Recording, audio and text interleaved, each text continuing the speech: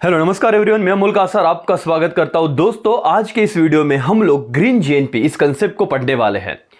Economics chapter number 7 national income. पिछले साल या पिछले 2 साल से ये वाला जो कंसेप्ट है वो रिड्यूस सिलेबस का पार्ट हुआ करता था। मतलब 25% जो सिलेबस रिड्यूस किया था कोविड सिचुएशन में, तो उस वक्त 2 साल से एग्जाम में इस पे क्वेश्चन आया ही नहीं। तो चांसेस है इस बार आपके जो बोर्ड ऑफ स्टडी है वो इस कंसेप्ट से लेके सवाल पूछ सकती है और जरूरत भी है। सर, नेशनल इनकम की जब हम बात करते हैं, हम सबको पता है कि मैक्रो इकोनॉमिक्स का ये पार्ट है, मैक्रो इकोनॉमिक्स कंसेप्ट है, right.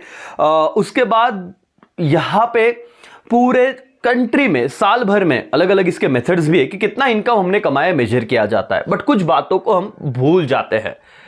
As a human being हम लोग सिर्फ वेल्थ के पीछे भागते हैं, वेलफेयर को छोड़ देते हैं। सर, अब ये क्या मैं बता रहा हूं, ये ग्रीन जीएनपी कंसेप्ट क्या है, आपका कुछ समय और ये वाला कंसेप्ट अपना खत्म हो जाएगा दोस्तों। सो ये रिक्वेस्ट है आपसे, ध्यान दीजिए, इंपॉर्टेंट कंसेप्ट है, खत्म कीजिए।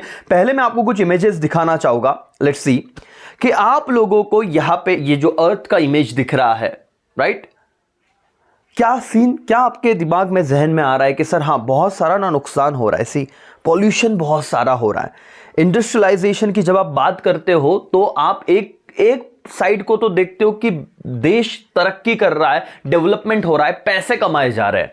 बट क्या हम उसके दूसरे साइड को देख पाते हैं कि ये जो तरक्की है इसके पीछे कितने सारे ट्रीज को कट किया गया, कितना सारा ये कचरा जो आपको दिख रहा है पीछे, ये पॉल्यूशन हुआ, कितना सारा जो वाटर पॉल्यूशन बोलो, एयर पॉल्यूशन बोलो, बहुत सारी चीजें हम डैमेज कर रहे हैं इन्वायरमेंटल के एंगल से। और यही तो चीज है सर, ये कंसेप्ट आपका मैंने जो समझाया।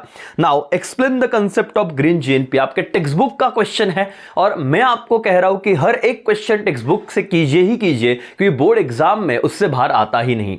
तो सर जो कहा अब उसको मुझे आपको बताना है, समझाना है। चलो आ जाइए सर और madam, explain the concept of what green GNP हम लोग अभी पढ़ेंगे। आप सबका ध्यान होना चाहिए स्क्रीन पे। ग्रीन जीएनपी इज डिफाइंड, क्या कहा है sir, green GNP is defined as an indicator of sustainable use of which resources, मालिक, नेचुरल इन्वायरमेंटल रिसोर्सेज बोलो आप, and equitable distribution of what क्या बेनिफिट्स ऑफ डेवलपमेंट। अब देखो मालिक, वापस एक बार पढ़ते हैं।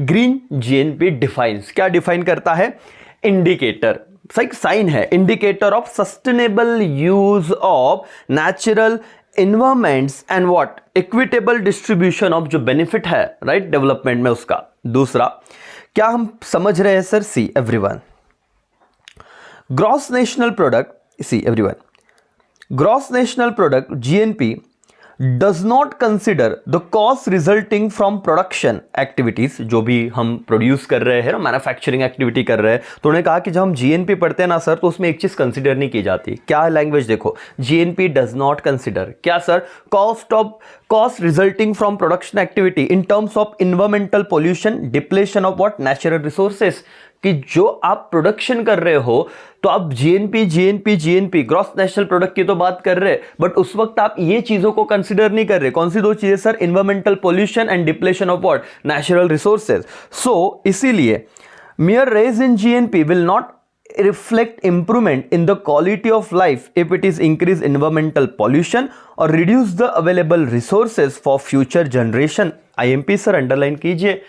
तो सिर्फ जीडीपी का बढ़ना, जीएनपी का बनना ये कहते ही नहीं बताता है कि ह्यूमन लाइफ का कि क्वालिटी भी बढ़ रहा है। एक तरफ आप पैसा कमा रहे हो, लेकिन सर जीने के लिए अगर कोई रिसोर्सेस ही नहीं बचे फ्यूचर जनरेशन के लिए, हर साल टेम्परेचर में बढ़ावा हो रहा है, कभी भी बारिश आ रही, कहीं भी बाढ़ आ रही। सर ये किस चीजों का नतीजा है, ये हम जो गलत चीजें कर रहे हैं सर, वही उन्होंने कहा है। सो मियर मतलब only rise in GNP will not reflect improvement in quality life if it increase क्या इन्वायरमेंटल पॉल्यूशन। और सर आप क्या करोगे अगर फ्यूचर जनरेशन के लिए हमने रिसोर्सेस ही नहीं बचाए तो।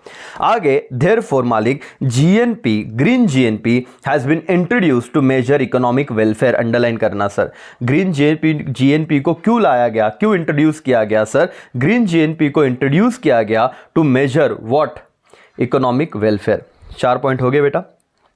ये नोट्स आप मंगा सकते हो ऑनलाइन, हमारे दिए गए नंबर पे आप हमें मैसेज कर सकते हो, हम कोरियर के थ्रू आपको पहुंचाएंगे।